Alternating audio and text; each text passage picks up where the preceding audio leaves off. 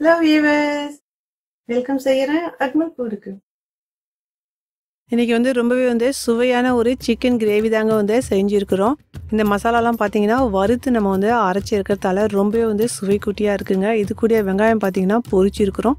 அது கூட நம்ம சிக்கன்ல சேர்த்து நம்ம செய்யக்குள்ள ரொம்பவே நல்லா இருந்துச்சுங்க. வாங்க இப்போ எப்படி செய்யலாம்னு பார்க்கலாம். அதுக்கு முன்னாடி ஃபர்ஸ்ட் டைம் வாட்ச் பண்றவங்களா இருந்தீங்கன்னா மறக்காத சப்ஸ்கிரைப் பண்ணுங்க. பாருங்க நான் வெங்காயம் எடுத்திருந்தேன். ஒரு மீடியம் சைஸில் 3 இருக்கும். நான் வெங்காயத்துக்கு நீட் வாக்கில் கட் பண்ணிக்கிட்டேன். பாருங்கள் நான் தேவையான அளவு எண்ணெய் போட்டுக்கிட்டேன். கொஞ்சம் எக்ஸ்ட்ராவே எண்ணெய் போட்டுக்கிட்டேன். ஒரு 150 ml இருக்கும். எண்ணெய் நல்லாவே சூடாயிடுச்சு. இப்போ இந்த வெங்காயத்துக்கு போட்டு நல்லா நம்ம பொன்னுருளாக வறுத்து நம்ம தனியாக எடுக்க போகிறோங்க. நம்ம பிரியாணிக்கெல்லாம் எப்படி வறுப்போமோ அதே மாதிரி நல்லா பொன்னுருளாக இந்த மாதிரி வறுத்துக்கணும். இந்த மாதிரி ஒரு வீடியோ நான் கீழே உங்களுக்கு லிங்க் தரேன், எப்படி வெங்காயம் வறுக்குதுன்ட்டு. இது தனியாக இப்போ எடுத்துடலாம். எடுக்கக்குள்ள இந்த மாதிரி எண்ணெய்க்கு ட்ரிப் பண்ணி நம்ம தனியாக எடுத்துடலாம். 1 கிலோ சிக்கன் இருக்கும் நான் வாங்கியிருந்தேன். இது பார்த்தீங்கன்னா மீடியம் சைஸில் போட்டுக்கிட்டேன். நம்ம வறுத்து எடுத்தோம் இல்லைங்களா, இப்போ இந்த வெங்காயத்துக்கு இதில் போட்டுக்கலாம். இந்த மாதிரி நல்லா வறுத்த வெங்காயம் போடக்குள்ள நல்லாவே டேஸ்ட் இருக்கும். ஒரு 2 டேபிள் ஸ்பூன் இருக்கும் இஞ்சி பூண்டு விழுது, இது சேர்த்துக்கலாம். 75 கிராம் தயிர். இது பார்த்தீங்கன்னா புளிப்புக்கு கொஞ்சம் கம்மியாகவே இருக்கும். 1 டீஸ்பூன் மஞ்சத்தூள். தேவையான அளவு உப்பு சேர்த்துக்கலாம்.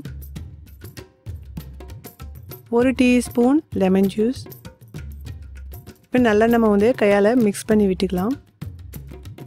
பாருங்கள் எல்லாமே நல்லா நான் மிக்ஸ் பண்ணிக்கிட்டேன். ஒரு 20 நிமிஷம் நம்ம ஃப்ரிட்ஜில் வச்சு எடுத்துக்கலாம். அடுப்பில் பேன் வச்சுருக்கேன். இதில் பார்த்தீங்கன்னா நான் மிளகாய் 2 விதமான மிளகாய் எடுத்துருந்தேன். ஒன்று காரம் இருக்கும், ஒன்று காரம் கம்மியாக இருக்கும். காஷ்மீரி மிளகாயில் ஒரு 4, 2 காரமான மிளகாய். உங்களுக்கு எவ்வளோ தேவையோ அந்த மாதிரி எடுத்துங்க.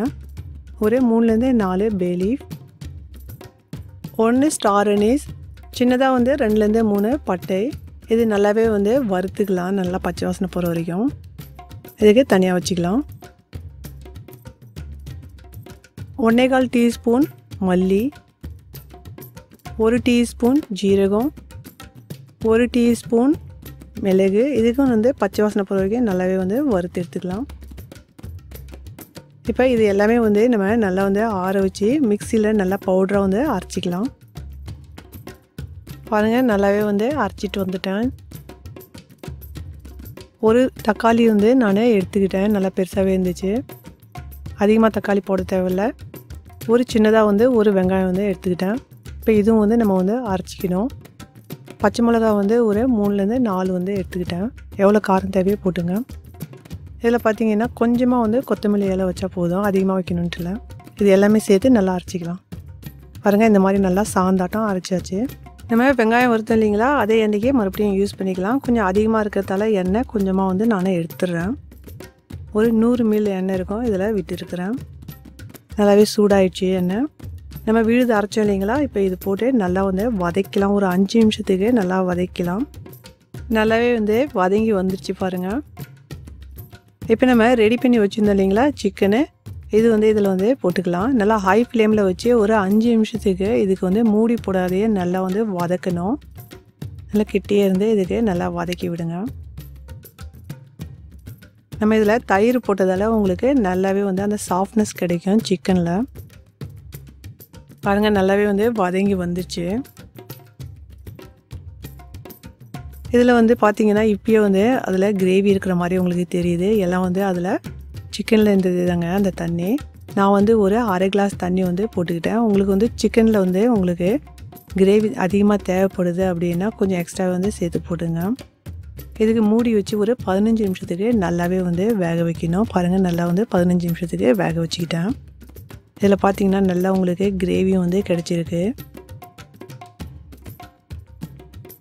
இதில் ஒரு 1/2 டீஸ்பூன் இருக்கும்.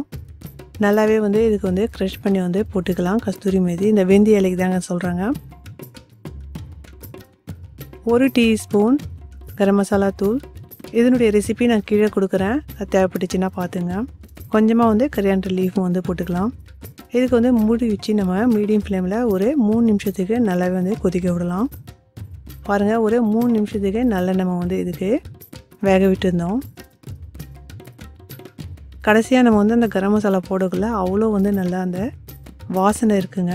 அந்த கிரேவி பார்க்கக்குள்ளே வந்து உங்களுக்கு அவ்வளோ நல்லா உங்களுக்கு ஃபீல் இருக்கும். தலை இருக்குது பாருங்கள். இது பார்த்தீங்கன்னா இட்லி, தோசை, சப்பாத்தி எல்லாத்துக்குமே இந்த கிரேவி வந்து யூஸ் பண்ண முடியும். ரைஸுக்கும் வந்து யூஸ் பண்ண முடியும். இது சேனலில் பார்த்தீங்கன்னா ஒரு 5 வந்து ரெசிபி வந்து சிக்கன் போட்டுருக்கிறேன் கிரேவி. இது நான் கீழே கொடுக்குறேன். எது உங்களுக்கு பிடிக்குதோ அதே மாதிரி வந்து செஞ்சு சாப்பிடுங்க. Enjoy food.